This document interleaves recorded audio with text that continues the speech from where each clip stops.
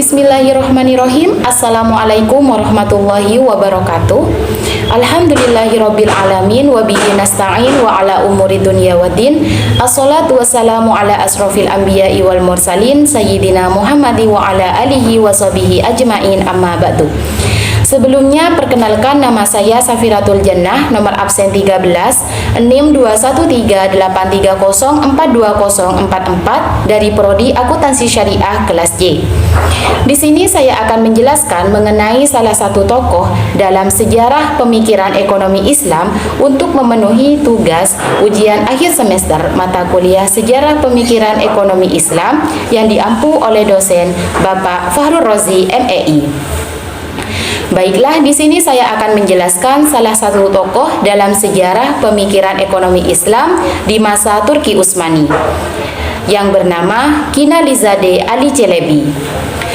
Kinalizade Ali Çelebi merupakan tokoh pemikir ekonomi Islam klasik yang menjadi seorang filsuf moral besar di masa Turki Utsmani. Tokoh pemikiran dari Kinalizade Ali Çelebi ini berfokuskan pada ekonomi rumah tangga, di mana dalam bukunya Ahlaki Alai menjadi salah satu karya monumental milik Kinalizade Ali Çelebi, berisi tentang akhlak yang memberikan warna Turki Utsmaniyah dalam perkembangan ilmu pengetahuannya. Ilmu tadbir al-manzil atau yang sering disebut dengan ITM atau ilmu pengurusan rumah tangga menjadi bagian penting yang dibahas dalam Ahlaki Alai tersebut, di mana pembahasan yang dibahas dalam ilmu tadbir al-manzil tersebut yakni mengenai uang. Beliau berpendapat bahwa emas dan perak yang diciptakan oleh Allah Subhanahu wa Ta'ala ini itu dijadikan sebagai media ukuran nilai untuk semua akumulasi kekayaan yang berfluktuasi pada mekanisme pasar. Kinalizade ini menjelaskan bahwasannya uang itu menjadi pembahasan yang penting baginya, yang mana fungsinya ini sebagai namus u asgar atau hukum yang paling kecil dan sebagai pelindung keadilan. Bagi Kinalizade, uang ini sangat terkait dengan yang namanya hukum.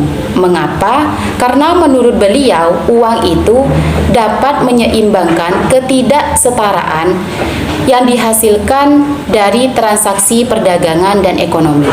Oleh karena itu, berarti bahwa uang ini bukan lagi menjadi namus u asgar, tetapi telah berubah menjadi namus u akbar yang dapat membeli hukum. Kinalizade ini juga menjelaskan mengenai deskripsi mata uang yang ideal. Menurutnya, mata uang yang ideal ini itu memiliki jenis metalnya yang harus langka, mudah dibawa, dan tahan lama. Dan mata uang menurutnya yang paling ideal adalah mata uang dinar dan dirham.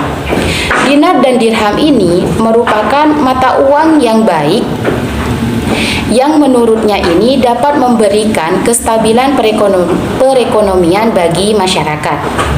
Selanjutnya, Kinalizade ini menyatakan bahwa ada 3 dimensi uang dalam kehidupan manusia, yaitu untuk dicari, untuk dijaga, dan untuk dikeluarkan. Nah, Kinalizade ini juga menjelaskan bahwasanya dalam mendapatkan uang itu melalui 2 cara, yakni dengan usaha dan tanpa usaha.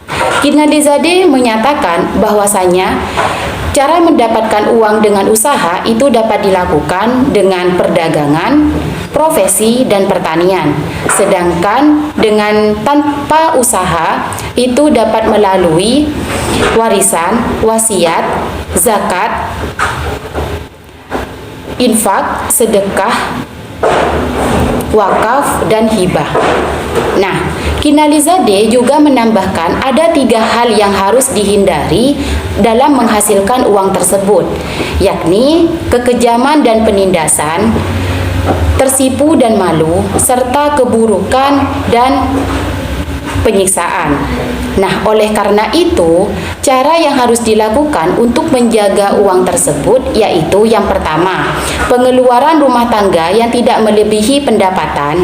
Yang kedua, tidak memiliki barang atau komoditas yang tidak tahan lama untuk disimpan sebagai kepemilikan. Yang terakhir yaitu harus menyimpan harta yang memiliki nilai stabil dan laba yang dapat diprediksikan. Nah, dalam hal ini, Kinalizadeh ini menyarankan kepada kita semua bahwasanya dalam menyimpan uang tersebut itu mungkin hanya bisa melalui peningkatan jumlah pendapatan, karena dalam membelanjakan uang itu tidak bisa dihindari. Selanjutnya, tidak boleh bertentangan dengan prinsip syariat Islam. Dan yang ketiga itu, orang tersebut harus memberikan sedekah atau tidak boleh berhenti memberikan sedekah. Dan yang terakhir, reputasi seseorang itu tidak boleh dirusak.